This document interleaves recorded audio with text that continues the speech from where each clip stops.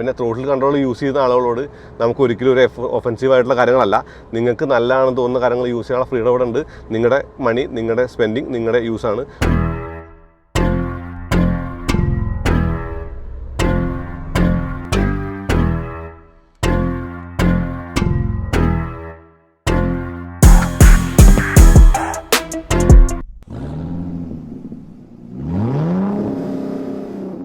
നമസ്കാരം. ഓട്ടോമാറ്റിക്കുകൾക്ക് മൈലേജ് ഇല്ലെന്ന് പറയും. 4 സ്പീഡ് ഓട്ടോമാറ്റിക് ഓടിക്കാൻ ഫണ്ണല്ലെന്ന് പറയും. ബോറിംഗ് ആണെന്ന് പറയും. ഓക്കെ, സത്യത്തിൽ സംഭവം അങ്ങനെയാണോ? നമുക്കിന്ന് ജിംനി വെച്ച് അതിനെക്കുറിച്ച് സംസാരിക്കാം. ഞാൻ ഈ ജിംനി ഉപയോഗിക്കാൻ തുടങ്ങിയിട്ട് വർഷം 1 ആകുന്നു. ഇൻഷുറൻസ് ആവാറായി. ഇൻഷുറൻസ് ആണല്ലോ സ്വാഭാവികമായിട്ടും വണ്ടിയുടെ വാർഷികം എന്ന് പറയുന്നത്. അപ്പോൾ ഈ വണ്ടി പല കൈൻഡ് ഓഫ് ടെറൈനുകൾ ഞാൻ ഓടിച്ചിട്ടുണ്ട്. ഓഫ് റോഡ് പോയിട്ടുണ്ട്. ഞാനിതിൻ്റെ ടയർ മാറ്റിയിട്ട് തിരിച്ച് സ്റ്റോക്ക് ടയർ ആക്കിയിട്ടുണ്ട്, വലിയ ടയർ ഇട്ടിട്ട്. അത് ഇപ്പോൾ കോമഡിയാണ്. നമ്മളിത് ആദ്യം ചെയ്തപ്പോൾ ടയർ ലുക്ക് വേണം, അല്ലെങ്കിൽ ഓഫ് റോഡ് ഗ്രിപ്പാണ് എന്നൊക്കെ പറഞ്ഞ കുറേ ആൾക്കാരുണ്ട്. പക്ഷേ ഇപ്പോൾ പല ആളുകളും തിരിച്ച് സ്റ്റോക്കിലേക്ക് പോകുന്നത് ഞാൻ കണ്ടു. ഈയിടെ ഈക്കോ സ്പോർട്ടിൻ്റെ മീറ്റിംഗ് വന്നപ്പോൾ ആ മീറ്റിങ്ങിൽ എന്നോട് 2 പേര് ചോദിച്ചു, സ്റ്റോക്ക് ടയറിന് എന്താണ് ഗുണം, സ്റ്റോക്ക് ടയർ ഇട്ടാൽ ഓടിക്കാൻ സുഖമുണ്ടോ എന്നൊക്കെ. അതായത് മൈലേജ് മാത്രമല്ല, ഡ്രൈവിംഗ് ഫണ്ടിനും സ്റ്റോക്ക് ടയറാണ് നല്ലതെന്ന് നമ്മൾ ഓൾറെഡി എസ്റ്റാബ്ലിഷ് ചെയ്ത് കഴിഞ്ഞാണ്. അത് വണ്ടി വാങ്ങിയിട്ട് 1 മാസം കൊണ്ട് തന്നെ നമ്മൾ ചെയ്തതാണ്.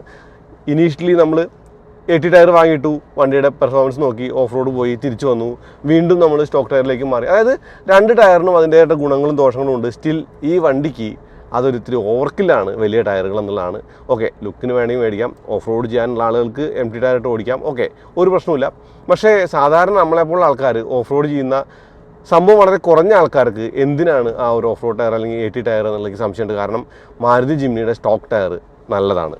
ഓക്കെ, ഓഫ് റോഡ് എന്ന് പറയുന്നത് 2 തരത്തിലാണെന്നാണ് ആളുകൾ പറയാം. അതായത് റിക്രിയേഷണലും അതല്ലാണ്ട് പ്രൊഫഷണലായിട്ട് ചെയ്യുന്നു. ഇപ്പോൾ നമ്മുടെ വാഗമണിലൊക്കെ പോയി കഴിഞ്ഞാൽ ആൾക്കാരെ കൊണ്ടുപോകുന്നത് പ്രൊഫഷണലായിട്ട് കാണാം. അതല്ലെങ്കിൽ മൂകാംബിക അമ്പലത്തിൻ്റെ അവിടെ പോയി കഴിഞ്ഞാൽ നമ്മൾ കുടജാദ്രി പോകുന്നത് പ്രൊഫഷണലായിട്ട് കാണാം. റിക്രിയേഷനായിട്ട് ചെയ്യുന്നത് ഓഫ് റോഡ് ഇവൻറ്റുകൾ ചെയ്യുന്ന കാര്യങ്ങൾ കാണാം. ഇപ്പോൾ റിക്രിയേഷനായിട്ട് ചെയ്യുമ്പോഴാണ് ഓഫ് റോഡിൻ്റെ ആ ഒരു കാര്യം നടന്ന് നോക്കണം, ഒബ്സ്റ്റിക്കിൾ എന്നിട്ട് വണ്ടി ഓടിക്കുക എന്നൊക്കെ പറയുന്നത്. പ്രൊഫഷണലായിട്ട് ചെയ്യുമ്പോൾ ഒന്നും നടക്കില്ല. ഇപ്പോൾ പോകുന്ന വഴിക്ക് നമ്മൾ പോയേ പറ്റും, ആളുകളെ കൊണ്ടാക്കേണ്ടി വന്നേക്കാം. പിന്നെ ഉള്ളതെന്ന് പറഞ്ഞാൽ നെസസിറ്റിയാണ്. അതായത് ആവശ്യം കൊണ്ട് ഓഫ് റോഡ് ചെയ്യുന്ന ആൾക്കാരുണ്ട്, നമ്മളെപ്പോലുള്ള ആൾക്കാർ. ഇപ്പോൾ നമ്മൾ എവിടെയെങ്കിലും പോകുമ്പോൾ, ഒരു യാത്ര പോകുമ്പോൾ, ഇപ്പോൾ ടാക്സി വിളിച്ച് അല്ലെങ്കിൽ ജീപ്പ് വിളിച്ച് പോകേണ്ട ആ സ്ഥലത്തേക്ക് നമുക്ക് നമ്മുടെ വണ്ടി കൊണ്ട് പോകണം എന്നുള്ള ആഗ്രഹമുള്ള ആൾക്കാരുണ്ട്, നമ്മളെപ്പോലുള്ള ആൾക്കാർ. അവർക്ക് കൂടി ഓഫ് റോഡിങ് വേണം എന്നുള്ളതാണ് ജിംനി കൊണ്ട് നടപ്പായതെന്ന് എനിക്ക് തോന്നുന്നത്. കാരണം ചെറിയ തോതിൽ ഓഫ് റോഡ് ചെയ്യുക, അതായത് വണ്ടി ഓടിക്കുക, എല്ലാ പ്രതലത്തിലും ഓടിക്കുക എന്നുള്ള ആഗ്രഹം തീർക്കാൻ പറ്റിയ വണ്ടിയാണ് നമ്മുടെ ഓഫ് റോഡർ. നമ്മളിതൊരു പ്രൊഫഷണൽ ഓഫ് റോഡർ അല്ല, നമ്മളൊരു റിക്രിയേഷണൽ ആക്ടിവിറ്റി ചെയ്യുന്ന ആളുമല്ല. പക്ഷേ നമ്മൾ നമ്മുടെ ജീവിതത്തിൽ ചില സ്ഥലത്തൊക്കെ പോകുമ്പോൾ, വാഗമണിൽ പോകുമ്പോൾ ഫോർ എക്സാമ്പിൾ, അല്ലെങ്കിൽ മൂന്നാർ പോകുമ്പോൾ ഫോർ എക്സാമ്പിൾ, അല്ലെങ്കിൽ നമ്മുടെ നാട്ടിൽ തന്നെ പാടമൊക്കെ തന്നെ പൂട്ടിക്കിടക്കുമ്പോൾ അതിൻ്റെ ഉള്ളിൽ ക്ലോസ് ചെയ്ത് അപ്പുറത്ത് വരമ്പ് കയറാൻ, ഓക്കെ, അതിനൊക്കെ പറ്റുന്നൊരു വണ്ടിയാണത്. മെയിൻലി ഓഫ് റോഡ് ചെയ്ത് വന്നാലും വണ്ടിക്ക് വലിയ പണിയൊന്നും ഉണ്ടാവരുത്, നമുക്ക് സാധാരണ ഓടിക്കുമ്പോൾ ഓടിച്ച് നടക്കാൻ പറ്റണം എന്നുള്ള ഒരു റിക്വയർമെൻറ്റ് മാത്രമേ നമ്മുടെ ഓഫ് റോഡിങ് മൈൻഡിലുള്ളൂ. ആ ഒരു ഓഫ് റോഡറായിട്ട് നമ്മൾ ജിംനിയെ കാണാം. അപ്പോൾ ആ ജിംനി എൻ്റെ ഒരു യൂസ് എന്ന് പറയുന്നത് എനിക്ക് ഇങ്ങനെയൊക്കെയാണ്. ഞാൻ റിക്രിയേഷണലായിട്ട് വളരെ കുറച്ച് ചെയ്യുന്ന ആളാണ്. പ്രൊഫഷണലായിട്ട് ഇങ്ങനെ ചെയ്യേണ്ട ആവശ്യം വന്നിട്ടില്ല. പക്ഷേ നമ്മുടെ നെസസിറ്റിയിൽ നമ്മുടെ ആവശ്യങ്ങൾ, എൻ്റെ വൈഫ് ഹൗസ് എന്ന് പറയുന്നത് വളരെ ചെറിയ ഒരു റോട്ടിലൂടെ പോയിട്ട് ഒരിത്തിരി റഫായിട്ട് ഇറങ്ങി പോകേണ്ട സ്ഥലമാണ്. വേറൊരു വണ്ടിയെ കൊണ്ട് എനിക്ക് അങ്ങോട്ട് ഇറങ്ങാൻ പറ്റില്ല. പക്ഷേ ഞാൻ ജിംനി കൊണ്ട് ഇറങ്ങും. കാരണം ഇതുകൊണ്ട് അത് പറ്റും എന്നുള്ളതാണ്. നമുക്ക് ഇൻസൈൻ ആയിട്ടുള്ള കാര്യങ്ങൾ ചെയ്യാൻ പറ്റും. അതിന് സൈസ്, ചെറിയ സൈസ് യൂസ്ഫുള്ളാണ്, അതിൻ്റെ ബാക്കിയുള്ള കാര്യങ്ങൾ യൂസ്ഫുള്ളാണ്, ഗ്രൗണ്ട് ക്ലിയറൻസ് ആവശ്യത്തിനുണ്ട്, ഓക്കെ. പക്ഷേ ഓട്ടോമാറ്റിക് ഓടിക്കുമ്പോൾ ഒരിത്തിരി ഫണ്ണ് കുറവുണ്ട് എന്ന് പറഞ്ഞിട്ടുണ്ട്. ഓവർടേക്ക് ചെയ്യാൻ കുറച്ച് ബുദ്ധിമുട്ടാണെന്ന് പറഞ്ഞിട്ടുണ്ട്. കൂടാതെ ഫ്യൂവൽ എഫിഷ്യൻസിയുടെ കുറവും പറഞ്ഞിട്ടുണ്ട്. ഈ കാര്യങ്ങൾ നമ്മളെങ്ങനെയാണ് പരിഹരിക്കാൻ ശ്രമിക്കുന്നത് എന്നാണ് നിങ്ങളോട് പറയാൻ പോകുന്നത്. ഒരു പക്ഷേ നിങ്ങൾക്ക് തോന്നും ഇതെന്താണ് ഈ പറയുന്നത്, നടക്കില്ല. അതല്ലെങ്കിൽ ചിലപ്പോൾ നിങ്ങൾക്ക് തോന്നാം ഓട്ടോമാറ്റിക്കിന് ഇങ്ങനെ ചെയ്യേണ്ട കാര്യമില്ല, വെറുതെ ഓടിക്കാനാണ് ഓട്ടോമാറ്റിക്, ഒക്കെ തോന്നാം. ഒന്നും നമ്മൾ കുറ്റം പറയുന്നില്ല. പക്ഷേ ഞാൻ പറയാൻ പോകുന്നത് ഞാൻ ചെയ്യുന്ന മെത്തേഡാണ്, ഞാൻ ചെയ്യുന്ന കാര്യങ്ങളാണ്. നിങ്ങൾക്കത് ഉപകാരപ്പെട്ടാൽ ഈ വീഡിയോ ഗുണമായെന്ന് കരുതാം. ഉപകാരപ്പെട്ടില്ലെങ്കിൽ ക്ഷമിക്കുക, വേറെ വഴിയൊന്നുമില്ല.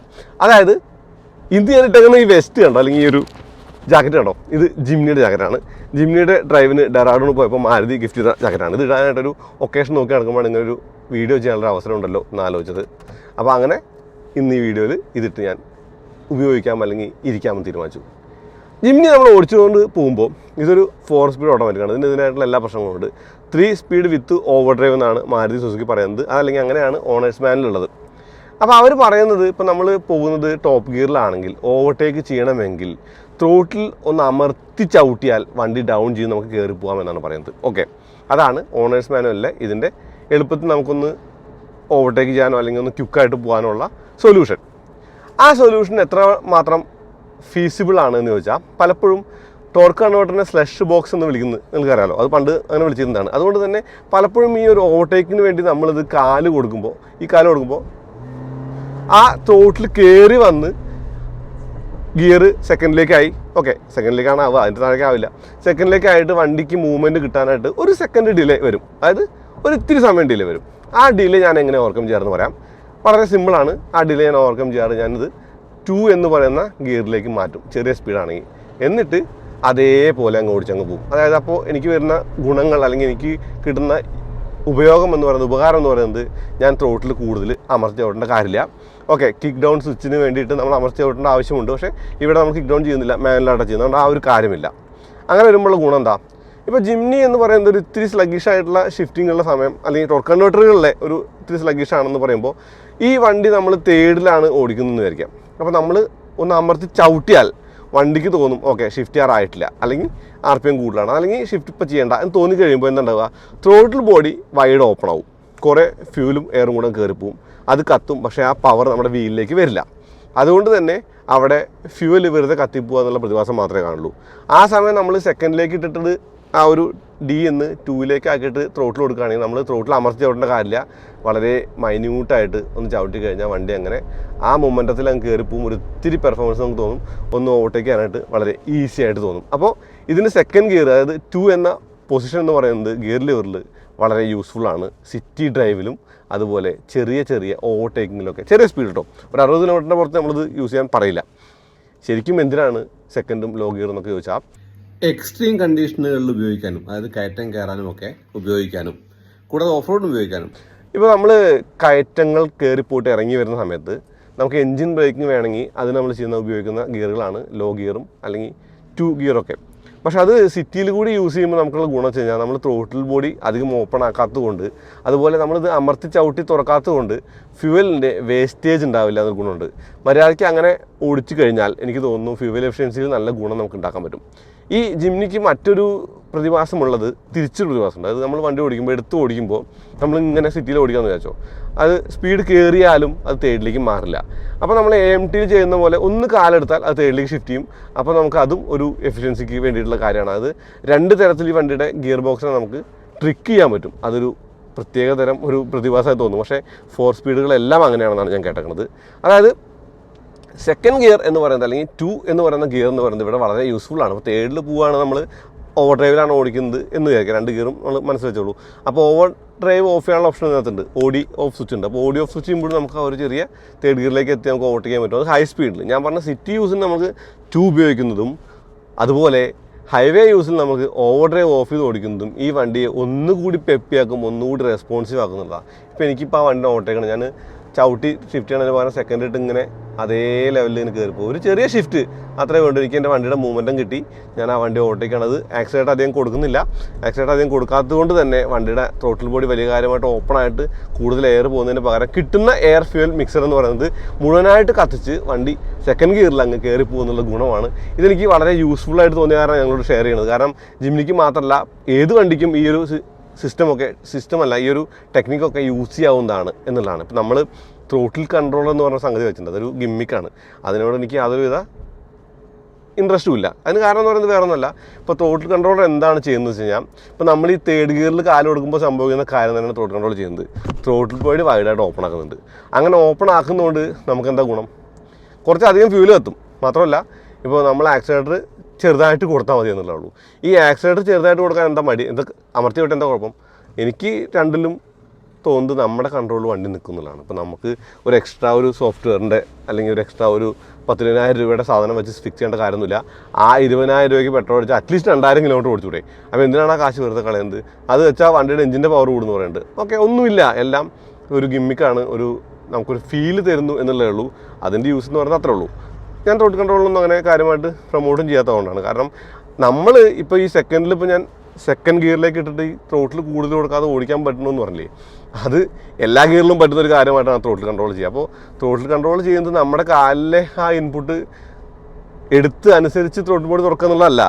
നമ്മൾ എന്ത് കാണിച്ചാലും അത് ഫുള്ളായിട്ട് ഓപ്പണായിട്ട് തുറക്കുക. ഓരോ മോഡുണ്ട് അത്ര, അതായത് ഹൈ മോഡിൽ ഫുള്ളായിട്ട് തുറക്കുക, ചെറിയ മോഡിൽ കുറച്ച് തുറക്കുക. Okay, what ever it is. എന്തായാലും അങ്ങനെയുള്ള സംഗതികളൊന്നും തന്നെ വണ്ടിക്ക് ആവശ്യമില്ല. അത് ഇലക്ട്രോണിക് ആണ്. ആ ഒരു സോഫ്റ്റ്വെയർ എന്തെങ്കിലും കംപ്ലൈൻറ്റ് ആവുക അല്ലെങ്കിൽ എന്തെങ്കിലും ചെയ്താൽ ത്രോട്ടിൽ ലോക്കാവുക ചെയ്താൽ വണ്ടി പിന്നെ ചവിട്ടി നിർത്താൻ പോലും പറ്റിക്കൊള്ളുന്നില്ല. ഞാനീ പറയുന്നത് ഒരു ലേമാൻ പെർസ്പെക്റ്റീവിലാണ് കേട്ടോ. അതായത് ആളുകൾക്ക് തോന്നും ഇത് റീമാപ്പാണ് ചെയ്യുന്നത്, ട്യൂണിംഗ് ആണ് ചെയ്യുന്നതൊക്കെ തോന്നും ത്രോട്ടിൽ കൺട്രോൾ കൊണ്ട്. പക്ഷെ അതൊന്നുമല്ല, ശരിക്കും ത്രോട്ടിലിൻ്റെ പൊസിഷൻ മാറ്റുക എന്നുള്ളതാണ്. ത്രോട്ടിൽ എന്താണ് സംഭവിക്കുന്നത് അറിഞ്ഞാൽ തന്നെ പകുതി കാര്യം മനസ്സിലാവും.